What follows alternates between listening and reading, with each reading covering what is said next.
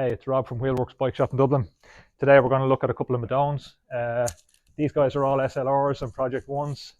The Madone SLR launched for the Tour de France 23, so about 18 months ago now.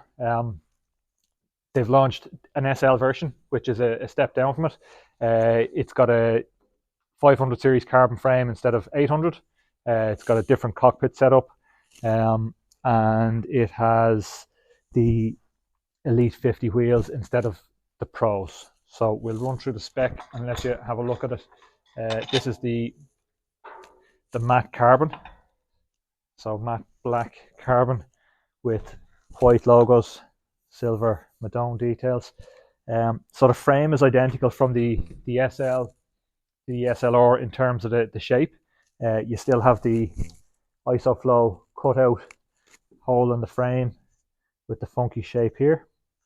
The differences between the SL and the SLR, so you've got the frame is made from 500 series carbon versus 800, and then the cockpit setup is different. So you've got separate handlebar and stem. It runs the RSL Aero carbon bar, which is the latest carbon aero bar from Trek, and you've got the new aluminium stem with so the cables are sort of, I suppose, what you call semi-internal.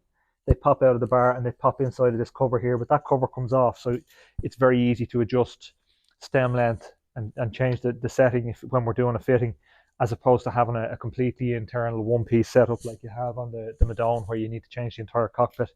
The other main difference is it runs Bontrager Aeolus Elite wheels. So Elite are Bontrager's entry-level carbon wheel.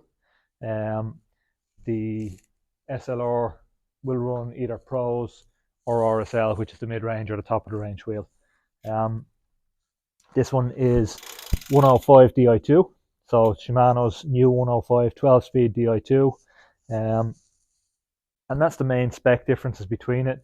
In terms of geometry differences, the big difference between this and the outgoing previous generation Madone, so the geometry of the frame is the same. One of the big differences is the previous generation Madone had a rearward seat clamp, so the seat clamp was behind the seat post, whereas the new one is in line, which basically moves you further forward. And the handlebars have narrower position on the tops to the drops, so there's a bit of a flare on the bar, so it puts you in a narrower position here. And like if you were riding a time trial bike, the narrower you are at the front, the more aero you are.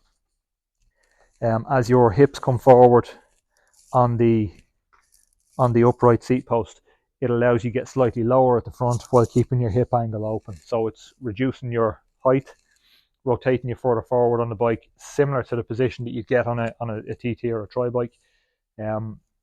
So it puts you in a faster position, as well as the frame being faster. So the difference